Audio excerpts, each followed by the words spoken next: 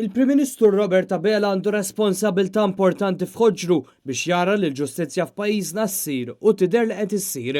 Iddikjara dan il-kap tal-Partit Nazzjonalista Adrien Delija li qal li l-mexxej Laburista jrid jagħti prova ċara li jrid jibda paġna ġdida għal pajjiżna.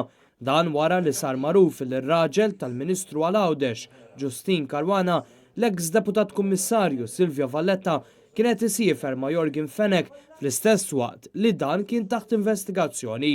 Robert Abela, fil-ġranet li għaddew, inti kont taf jew le illi Silvio Valletta kien sifer ma' Jorgen Fenech. U jekk kont taf, tfisser li huwa aċċettabbli għalik illi l-Ministru Justin Għawdex iżomm il-kariga tagħha. U jekk ma kontx taf, illum taf, issa urina li kapaċi tieħu id-deċiżjonijiet. Din l-istorja tkompli torbot ma' nuqqas ta' deċiżjonijiet li ħa Lawrence Kutajjar meta kien il-kummissarju. Kieku rid juri li vera qed jieħu d-deċiżjonijiet missu keċċih u minflok ħalli jirreżenja. Adrien Delija qal li riżenja tal-kummissarju mhix biżżejjed u għandu jiġi investigat ukoll. Jekk il-Kummissarju tal-Pulizija kellu obbligu li ħares is-sigurtà tal-ġurnalisti tagħna ħan investigaw għalfejn dan m'għamlux.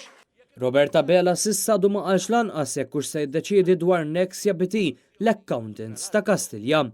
Robert Abela kien ilu jaf sentejn b'dan l-akkadut, b'dan ir-rapport, bid-dettalji kollha u għal sentejn sħaħ Robert Abela kien parti mix-xibka ta' ħabi ta' dak kollu li hemm fir-rapport E-Grant. Adrien Delija qal li mhux jistenna wisq minn Robert Abela e kif diġà ddefenda lill-Avukat Ġenerali li fil-qorti instab li kiser il-Kostituzzjoni, kiser il-Konvenzjoni Ġenerali kif ukoll kiser id-drittijiet tal-kap tal-Oppożizzjoni meta ddeċida li jżomm moħbi ir-rapport tal-inkjesta E-Grant.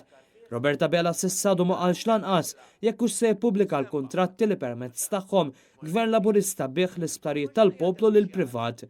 Waqt li kien qed jitkellem dwar il-governanza, Adrien Delija nota li Gvern Laburista ħatar bord tal-governanza biex il-Gvern stess jiġġudika jekk il-membri tiegħu hux qed jimxu sew.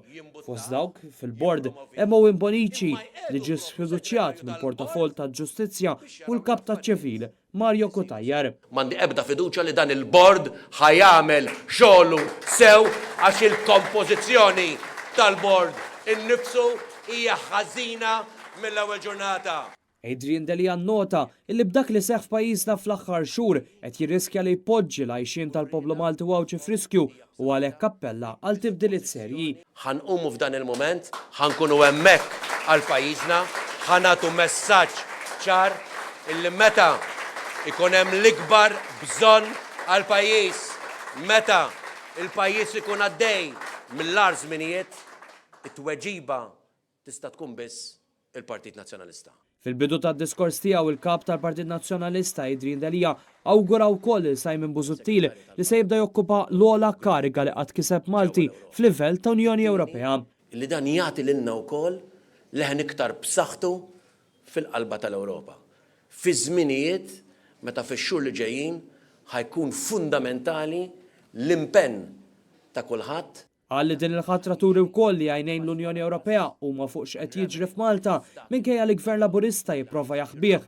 Adrien Delija nota li Simon Busuttil ħadem bla qiegħda għall-ġustizzja u r-rule of law u ta' dan ġie premjat.